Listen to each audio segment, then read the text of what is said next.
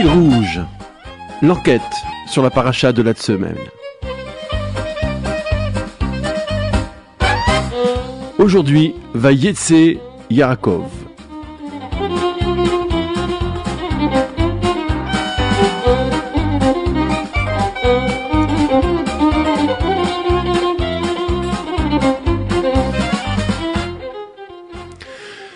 Fil rouge, le principe est simple. Pour quelques quarts d'heure et s'offrir une analyse conséquente de la paracha dans son ensemble, voici ce que je vous propose. Un fil rouge tendu d'un bout à l'autre du texte, car un découpage n'est jamais tout à fait innocent. Il y a comme une tension, un point de commencement, un point de départ, et c'est ce que nous allons en dépliant la paracha essayer de trouver, ce fameux fil rouge. À partir de quoi et vers quoi il est tendu. Dans un deuxième temps, que va-t-il se passer ? On pourra déterminer avec assiduité et malice un point de bascule. Qu'est-ce qui fait que l'on passe de l'univers du point de départ à l'univers du point d'arrivée ? Et une fois que nous aurons isolé ce nœud dans un fil rouge, eh bien, nous essaierons de deviser, d'approfondir et d'en tirer la substantifique moelle pour nous permettre de vivre ensuite. Voilà pour l'élément de méthode. Je le rappellerai de temps à autre, à mesure que les parachiotes défileront, les sections hebdomadaires défileront. Allons-y pour le dépliage de la paracha. Alors, il est très important, et ce sera d'ailleurs un élément de méthode supplémentaire, de visualiser la morphologie, la graphie de la paracha, car dans les temps anciens, lorsque l'on étudiait à même le rouleau, on n'avait pas les livres qui vous présentent en des pages uniformes, sans relief et sans contour, un texte où tout semble s'équivaloir, non point qu'il y ait des informations mineures, mais ce qui est souligné par la graphie disparaît dans un livre imprimé. Or, cette paracha a pour particularité de n'avoir aucun relief, et c'est un cas quasi unique, ou en tout cas rarissime. C'est tout d'un seul tenant. Pas de blanc, pas de paragraphe qui se dessine, ni de manière resserrée, ni de manière élargie. Je reviendrai sur ces concepts. Et donc, cet épisode de la vie de Jacob, en fait, le début de sa vie personnelle, jusqu'à présent, il subissait les événements, il était encore l'homme de l'attente. Là, il entre en scène et, semble-t-il, il va agir. Eh bien, tout ça est présenté d'un seul tenant, comme s'il fallait ne l'embrasser que d'un seul regard, sans rien dissocier. Donc, la graphie, pour le coup, nous facilite la tâche. Qu'est-ce qu'on trouve dans cette section hebdomadaire Vayetse, on peut dire Vayetse Yaakov ? D'abord, on trouve un homme en fuite. Les derniers soubresauts, les derniers événements de sa vie d'homme absent à sa propre vie, l'ont conduit à être détesté par son frère, de qui il a acheté le droit d'aînesse, à qui il a chippé, entre guillemets, la bénédiction, et maintenant il fuit sur recommandation pressante de sa mère, et dans le sillage de sa mère, de son père. Et le premier temps de sa fuite, c'est un arrêt, une pause, à un endroit indéfini, qu'il croise fortuitement. Le texte dit bien que c'est un makom, un endroit a priori quelconque, mais un quelconque en réalité notoire. Il partait de Beersheva, il visait Haran au sommet de la Mésopotamie, c'était le lieu d'origine de sa famille. Et puis, comme le soleil se couche, là aussi il subit encore l'événement, il s'aménage un lieu pour dormir avec des pierres, et pendant son sommeil, rêve. C'est le fameux rêve de l'échelle, des Malaché Elohim, des anges de Dieu, ou des émissaires de Dieu, on peut faire une traduction non mystique, montent et descendent sans cesse. Et puis le deuxième temps du rêve, c'est Dieu qui lui parle, qui lui répète la bénédiction faite à Abraham, tu auras une terre, tu auras une grande descendance, et en attendant, je m'occupe de toi. Effectivement, il y a matière à s'occuper de lui, car on sait Jacob en péril, notamment vis-à-vis de son frère, mais ce qui l'attend n'est pas moins agité, moins délicat. Il se réveille en pleine nuit, il se dit que cet endroit est finalement pas neutre, il est redoutable, ce ne peut être que la maison de Dieu, se recouche, et le matin, de son oreiller, de ce qui lui a servi d'oreiller de cette pierre, il en fait une stèle. Alors retenez bien le coup des pierres, il y en a 3 dans cette paracha, ça commence avec une pierre, une stèle pour Dieu, il nomme ce nom qui est Luz, il le nomme Beth-El, et il fait un vœu fameux. C'est la première fois qu'on voit une formule de cette teneur. Si Dieu est effectivement avec moi, alors le si n'est pas forcément la condition, mais peut-être aussi le style du serment. Je jure, quand Dieu sera avec moi, car Dieu sera avec moi. Donc il y a un petit débat là-dessus.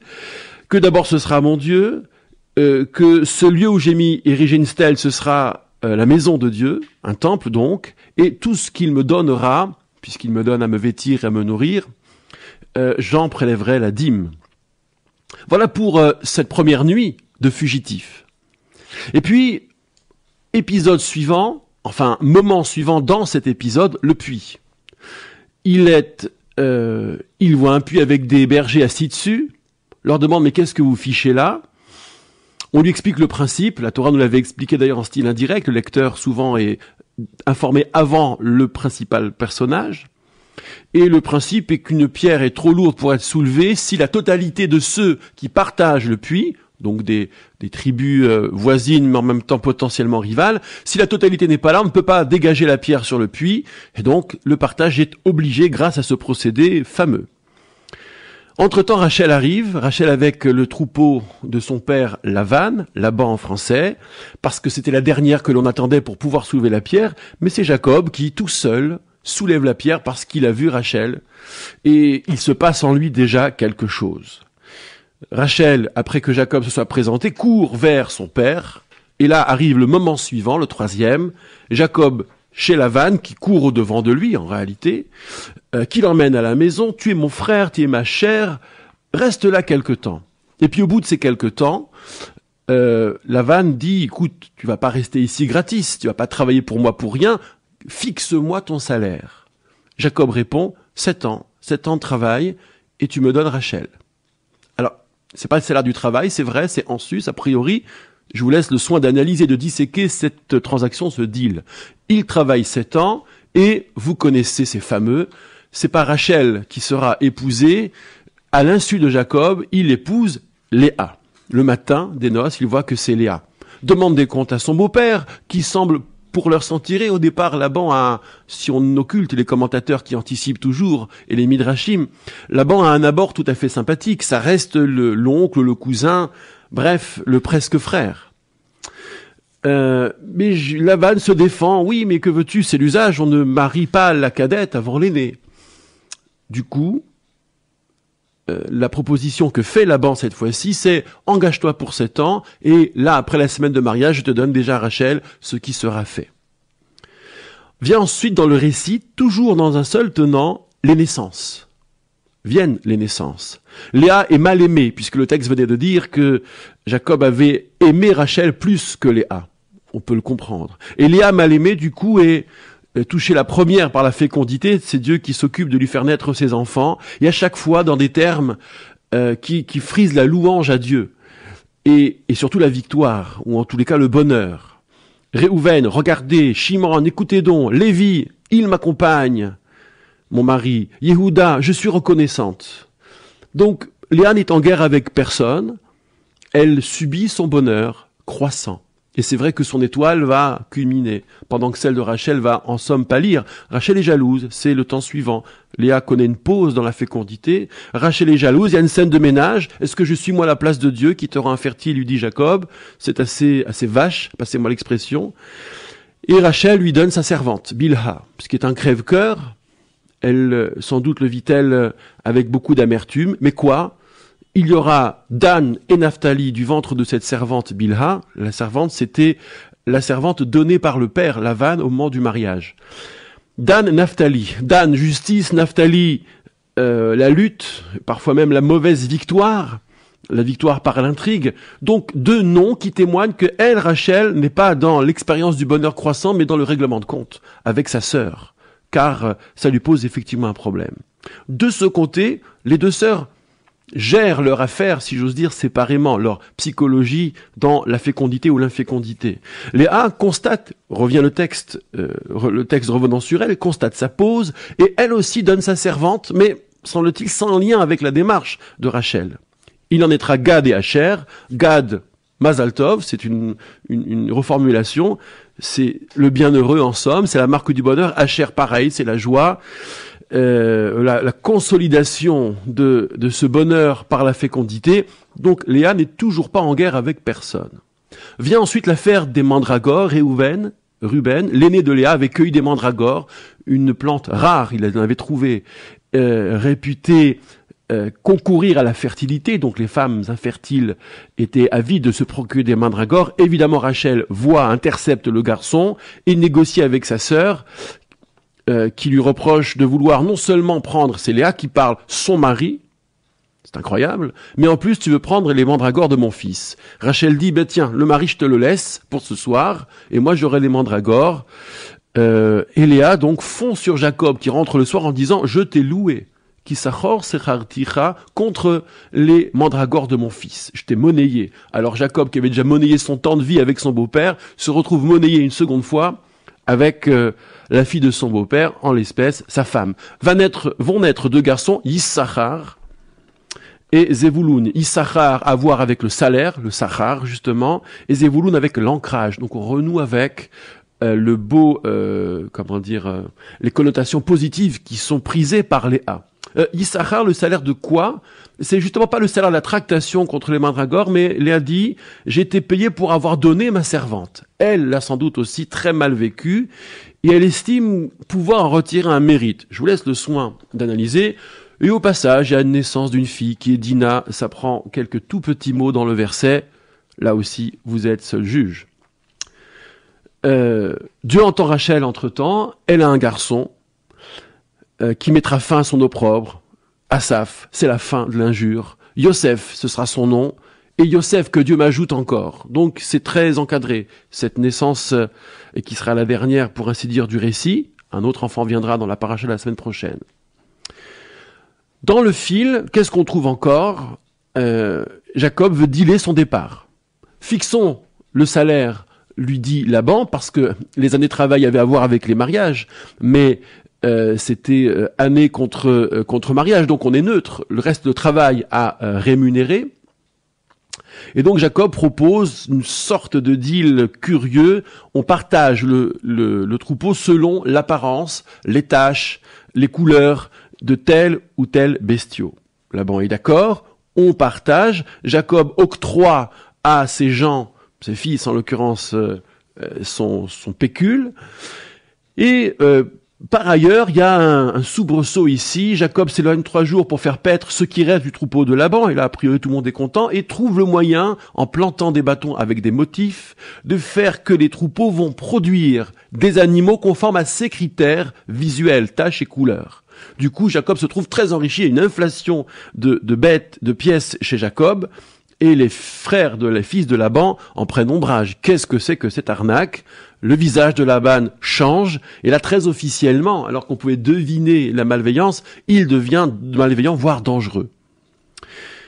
Et c'est Dieu qui se mêle de contenir la haine de Laban. Garde-toi de... ça viendra après. D'abord, Dieu dit à Jacob, il faut que tu rentres chez toi, c'est fini, cette séquence est terminée. Alors Jacob s'exécute, négocie avec ses femmes, qui consentent à abandonner leur père en somme, parce qu'elles se savent abandonner elles-mêmes, et d'ailleurs en danger. Il leur raconte le récit de ce qu'on pourrait appeler l'arnaque, la divine arnaque, qu'il a passablement enrichi. Il y a eu un rêve, Dieu m'a dit, un ange m'a parlé. Du coup, les épouses disent, très bien, nous te suivons, puisque nous sommes nous-mêmes abandonnés et en danger. C'est le départ, c'est la fuite. Direction Canaan. Rachel a volé les petites idoles de son père et Jacob vole, c'est le terme, vole l'esprit de Laban, c'est-à-dire il ne lui dit pas qu'il fuit, il lui cache sa fuite. Donc il y a vol et vol. La poursuite, Jacob s'est éloigné 3 jours, mais la distance parcourue est équivalente à celle de 7 jours. C'est une caravane abondante, avec les femmes et les enfants sur les chameaux et toutes les richesses qui suivent. Dieu intervient pour sommer Laban de toucher à Jacob, ne serait-ce que lui adresser quoi que ce soit. Et la scène finale, c'est montagne contre montagne. Jacob est sur une montagne dans Gilrad, c'est un territoire qu'on retrouvera dans le récit biblique plus tard, qui est frontalier du Jourdain. Et Laban, lui, a planté sa tente, ça veut dire a fait escale sur une autre montagne. Ils sont montagne contre montagne, et la rencontre arrive. Laban, mais qu'ai-je fait pour mériter d'être traité ainsi? Je comprends que tu aies envie de partir, je comprends qu'il était nécessaire de le faire, et au fait, où sont passées mes idoles? Alors, la réponse de Jacob, tout ça est très aimable, tout en rondeur. La réponse de Jacob est qu'il n'y est pour rien dans ce vol et qu'il jure sur tous les dieux, si j'ose dire, que ces idoles ne sont pas en sa possession. Il maudit même passablement, en tout cas entre les lignes, celui qui aurait commis un tel geste. Laban se met à chercher ses divinités. Ils étaient sous le séant de Rachel, laquelle, prétendant être indisposée, empêchera Laban de remettre la main dessus. Il semblerait que ces idoles auraient permis à Laban de sévir à distance ou de retrouver plus rapidement Jacob. Là, les commentateurs, évidemment, s'en donneront à cœur joie. Et puis, il y a un beau discours de Jacob, un sacrifice, un repas, et il y a un discours de Jacob, une réponse de Laban qui acquiesce. La discussion, la rencontre houleuse, potentiellement houleuse, s'arrête là. Puis il y a un deal, c'est l'avant-dernier temps. Jacob érige une pierre, c'est la 3e pierre, cette fois-ci une pierre immense, posée là comme une stèle qui va marquer la paix entre les deux montagnes, entre les hommes. Et parallèlement, il demande aux frères de Laban d'assembler des pierres et de réaliser un tas. Le tas sera nommé en araméen par Laban Yegar Sahaduta et en hébreu par Jacob dans le texte Gal Haed Ta témoin dans les deux cas. Laban va prononcer un discours, que le tas soit témoin, et que la stèle soit un peu juge, ou que Dieu soit juge par le souvenir de cette stèle, donc juge et témoin. Si jamais quiconque, alors ce que Laban met dans le deal, dans le serment, c'est rupture totale, on ne se voit plus, toi et moi, Jacob et Laban ne se verront plus. Gare à toi de malmener mes filles ou d'épouser d'autres femmes après elles, et pas de passage de frontières. Et que le Dieu d'Abraham et le Dieu de Nahor, est-ce le même, ou bien est-ce qu'il a mis dans le même lot Abraham et Nahor, donc sont les fils d'un même père, de Terach, que ces dieux-là soient juges entre nous. Et certes, Jacob juge, mais au nom de la terreur d'Isaac, Pahad Yitzhak.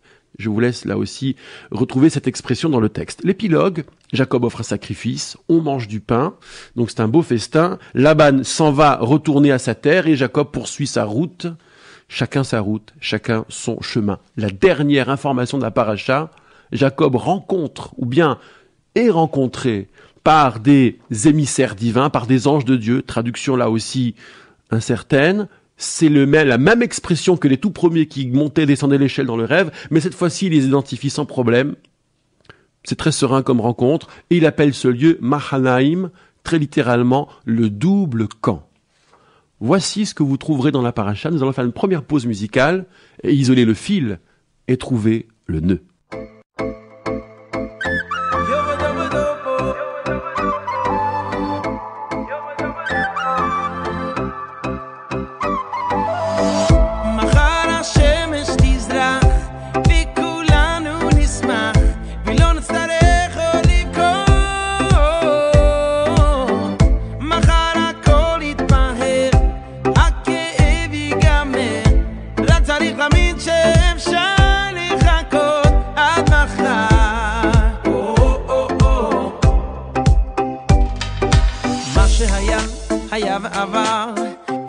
שיום חזר, מה שהיה, היה ונגמר, מה שיהיה זה כל מה שנשאר, מה שהיה אתה ונשלם, אתה כבר לא הולך לשם, מה שהיה, היה ונזכר, מה שפתוח זה רק המחר.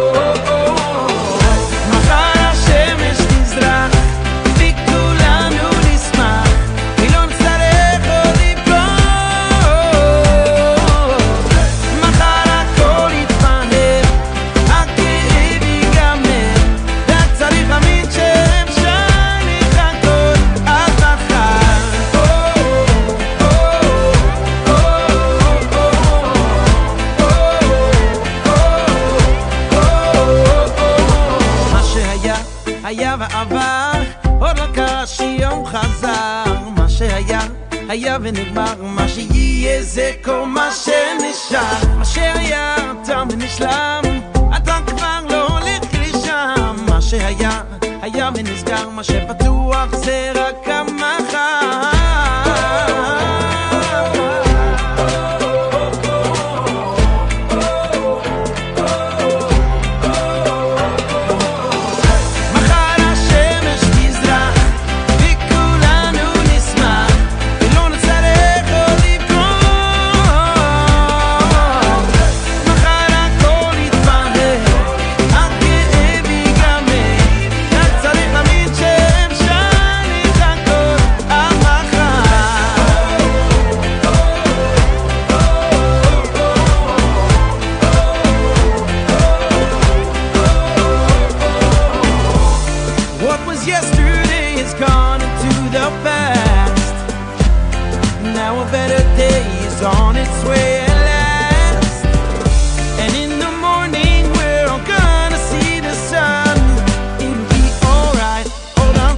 Cause you know tomorrow's gonna come מחר השמש תזרח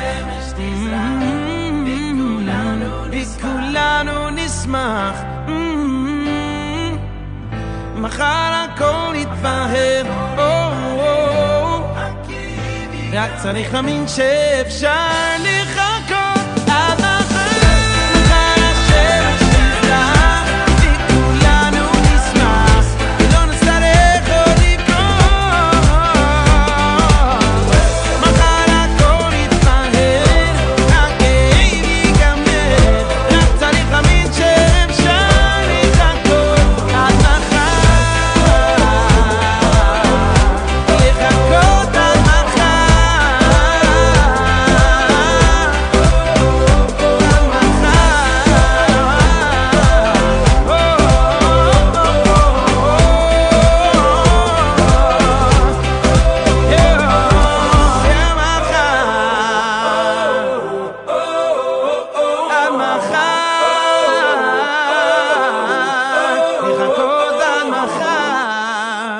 Le fil rouge à présent, vous avez, oui, l'ensemble de la paracha déplié.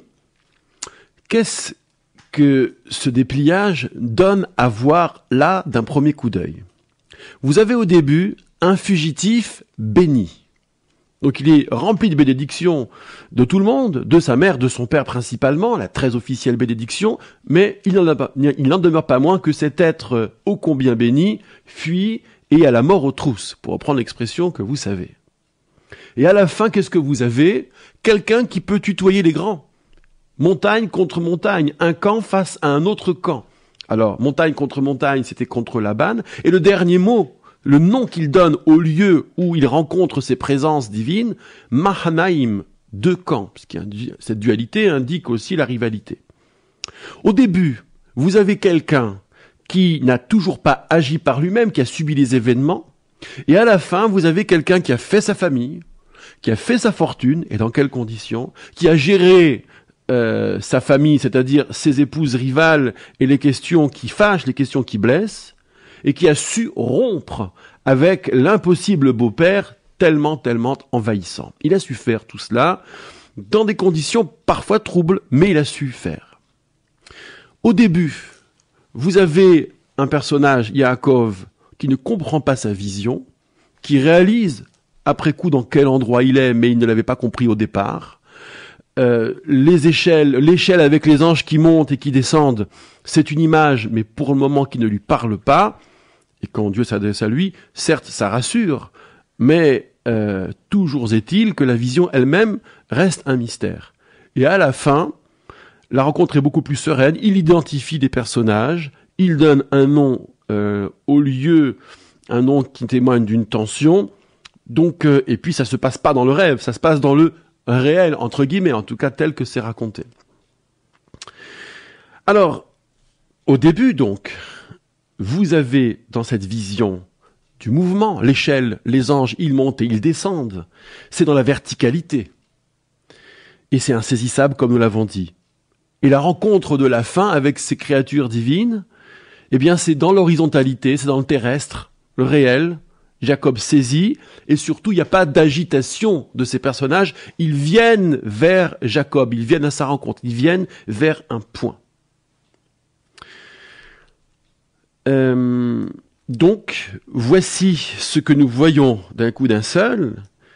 Au fond, un pic mystique au début, un pic mystique à la fin, une pierre au début, une pierre à la fin. Un peu les deux montagnes, d'ailleurs. On voit ces deux immensités du récit, ces deux points chauds du récit qui se font face, qui s'affrontent. Mais qu'est-ce qui se fait face au fond? D'un côté, Jacob le fragile, l'homme du talon, l'homme qui doit encore doubler. Et d'un autre côté, vous avez le quasi-seigneur, le Israël. Son nom n'est pas encore donné, il viendra ensuite. De futur, car le Yud de Jacob et d'Israël témoigne du futur. Essayons maintenant d'isoler, fort de cette description, une sorte de point de bascule. À quel moment donc, demandons-nous cela, à quel moment Jacob le fragile commence à devenir effectivement tant vers Israël le presque seigneur, celui qui peut tutoyer les grands? Comment ça se passe? Eh bien ça se passe, c'est assez simple, au moment du soulèvement de la pierre du milieu. Rappelez-vous, 3 pierres dans ce récit. Première pierre, la stèle offerte à Dieu. Enfin, pas offerte à Dieu, mais qui est le lieu d'où l'on offrira à Dieu. La dernière pierre, qui est une stèle pour marquer une frontière et signifier, avec le tas témoin d'ailleurs, un pacte de non-agression. Donc c'est une toute autre démarche. On pourrait même dire que c'est un peu la démarche opposée. On est dans l'horizontalité, un peu comme la dernière rencontre avec les créatures divines, alors qu'au début, la première pierre, on est dans la totale verticalité. Et la pierre du milieu, c'est quoi? Parce que horizontalité et verticalité, ça révèle une tension. Est-ce qu'on peut vivre isolément des affaires du monde et n'être tourné que vers Dieu? Ou bien, dans les affaires du monde, est-ce qu'on peut oublier totalement la dimension verticale? On sait bien à quel point ce point d'équilibre est délicat. Et la pierre du milieu, c'est celle que Jacob doit soulever de manière très miraculeuse. Parce que, rappelez-vous, les bergers attendent à griller je ne sais quelle cigarette qu'on vienne déboucher ce puits, donc il faut que tout le monde soit là. Et à peine Rachel est-elle arrivée que ce procédé, en somme, vole en éclats, puisque Jacob soulève la pierre tout seul. Donc, potion magique, super-héros, vous pouvez y trouver toutes les représentations possibles, médiatiques et imaginables. Je n'ose dire artistiques. Donc, à ce moment où Jacob, sa puissance physique miraculeuse se révèle, il cesse d'être un fugitif. Car c'est là que Rachel va le remarquer, c'est là qu'il sera approché par le beau-père, c'est là que la construction commence. C'est là qu'il révèle aussi son potentiel. Ça va de pair. Révélant cette puissance surnaturelle, il pose déjà, si j'ose dire, la première pierre de la construction de sa famille, et donc cesse d'être un fugitif, plus exactement, peut parer au déconvenu du fugitif. Voici ce que nous aurons à aborder dans notre 3e temps. Nous regarderons de plus près cette affaire de pierre du milieu. 2e pause musicale.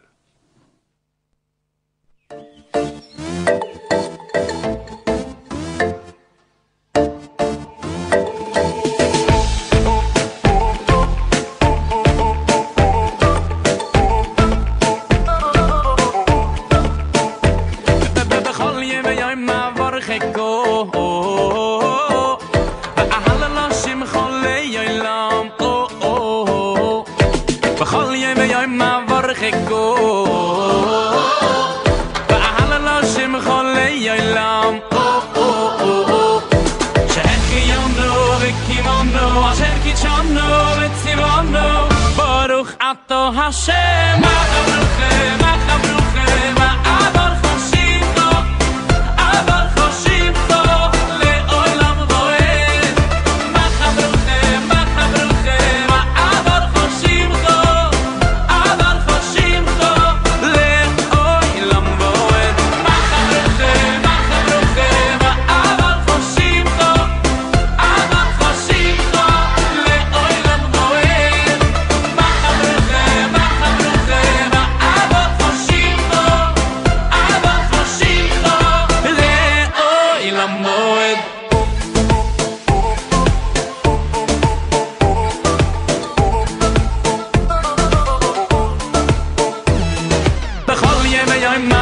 חיקו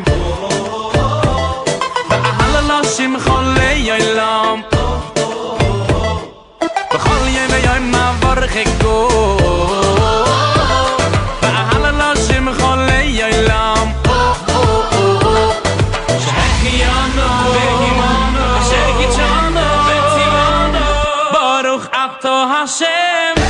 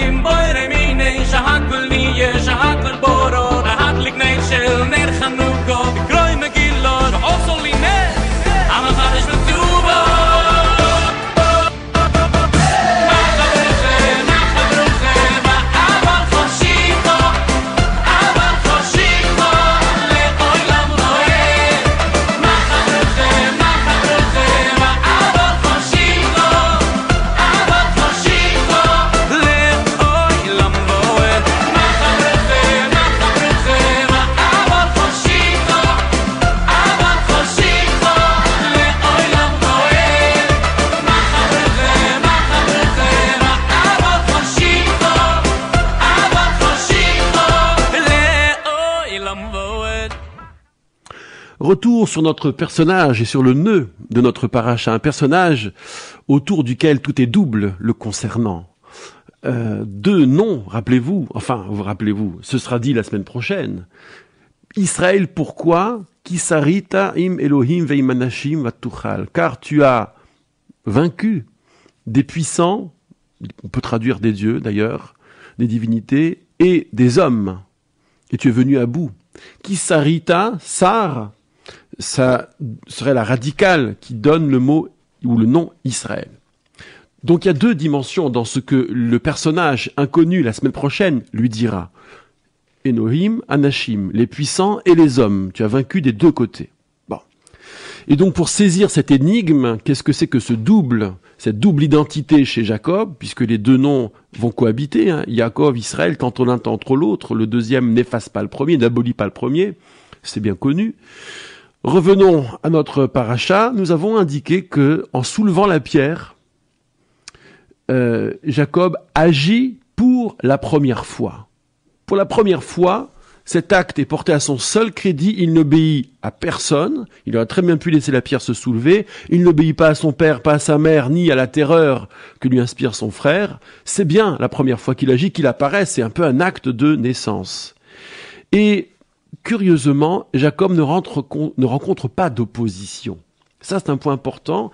La Torah prend la peine de nous dire, voilà comment ça fonctionnait. On s'était dans ce coin-là du monde mis d'accord pour être tous ensemble, pour partager l'eau du puits et abreuver ses bêtes. Ils étaient 3 bergers, ils attendaient le 4e, donc apparemment ça fonctionnait à 4 ici. Et le 4e tarde à venir. Et Jacob demande ce qu'ils font là. Mais on comprend que ce système de la pierre permet de gérer les conflits, de les anticiper ou de les écarter justement, puisque c'est tout ou rien, ou tous ensemble, ou rien pour personne. Et si jamais d'aventure quelqu'un, contrevenait à ce mode de fonctionnement, trouver un 4e pour soulever la pierre, eh bien c'était une déclaration de guerre, et on imagine pour la région les conséquences. Que fait Jacob? Lui, il la soulève tout seul. Logiquement, il déclare la guerre à tout le monde. il devient très dangereux sur ce lieu. Et si demain il revenait avec son troupeau, tout seul, à soulever la pierre sans avoir à rendre de compte à personne. Mais, puisque cette force paraît surnaturelle, personne n'a jamais soulevé cette pierre seul, eh bien le caractère surnaturel en impose. Impose la crainte, impose le respect, et donc pas d'opposition. Ça annonce déjà cette fameuse radicale du nom Israël, Sar. Sar, c'est aussi le prince qui gouverne, c'est-à-dire dont l'autorité s'impose sans avoir a priori à lutter. Je vous renvoie au prince de Machiavel d'ailleurs, c'est une des modalités. Comment faire? Alors pour lui, pour Machiavel, il faut aller un peu plus loin que ça, bien sûr, il faut se donner les moyens de l'autorité. Mais idéalement, si l'on pouvait éviter de supprimer les rivaux ou les dynasties anciennes et imposer naturellement son autorité, ce qui n'est guère, du point de vue Machiavel, que le fantasme des rois de France, et donc forcément ça ne marche pas, dans la Bible, ici dans la paracha, ça fonctionne. C'est par son aura, par cette puissance qui est en lui que Jacob en impose, Yaakov en impose, sans avoir à verser une goutte de sang.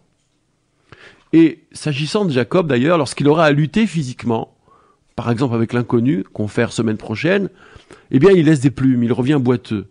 La lutte physique est en somme une faiblesse. Et c'est ça qui se passe avec Jacob, en fait.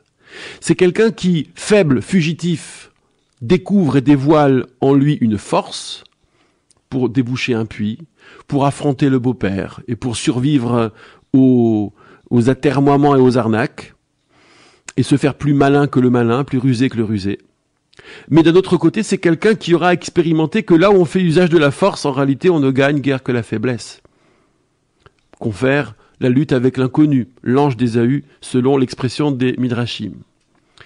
Et voici avec quoi, en somme, Jacob devra se battre. Ces deux montagnes qui s'opposent. C'est un peu lui et lui-même. Yaakov contre Israël. D'un côté, Yaakov, soumis à la loi du plus fort, qui s'étonne du divin et du surnaturel, qui comprend pas la première vision, qui va sur les lieux dont il ne sait rien et qui découvre après coup que ces lieux ont peut-être une signification profonde qui le dépasse, qui le précède. Et donc c'est quelqu'un qui suit, qui talonne, Akev. Mais attention, cette dimension, il aura beau soulever toutes les pierres du monde, ne s'efface pas, elle dure, elle demeure un futur possible. Yaakov, au futur. Et d'un autre côté, vous avez Israël, le prince, familier du divin, Israël, la particule, quel, qui n'a pas besoin de lutter, lui, qui a lutté, et plus exactement, qui en a imposé sans la lutte physique, et cette puissance divine, on croirait entendre Judas Lévi dans le Kuzari, cette puissance d'essence divine qui témoigne, en somme, du divin, parce que le surnaturel témoigne qu'il y a un au-delà de la nature, ça n'est pas rien, eh bien, cette puissance qui n'a pas besoin, qui se passe de la lutte, qui dépasse la lutte mais qui engrange les bénéfices, c'est l'autre futur possible, Israël. Et voici donc ce que révèle ce point de bascule. Avant l'affaire du puits, il n'y a guère que Yaakov qui fuit, qui subit. Après l'affaire du puits, son premier acte, son acte de naissance, c'est un autre devenir possible qui se dessine, c'est-à-dire la suprématie par l'autorité, par la valeur intérieure, par la richesse humaine. Qu'est-ce qui fait autorité, somme toute? Qu'est-ce qui nous place si on n'a pas l'usage des armes? Et si on n'est pas dans la lutte? La lutte, comprenez, la lutte physique, mais aussi la lutte verbale, la lutte intellectuelle. Mais si on en impose sans avoir à lutter. Il y a comme, à l'image du surnaturel, l'idée qu'une puissance chez les êtres, chez certains, les place au-dessus du conflit, que leur pacifisme, leur tranquillité intérieure, leur force de conviction portent déjà leur propre victoire. S'agit-il seulement de victoire lorsque, par adhésion généralisée, tout le monde concourt à valider la thèse, à valider la puissance, à valider ce qu'il y a chez cet homme, chez cette femme, chez cet être d'exception. En fait, Jacob, c'est un peu notre trajectoire.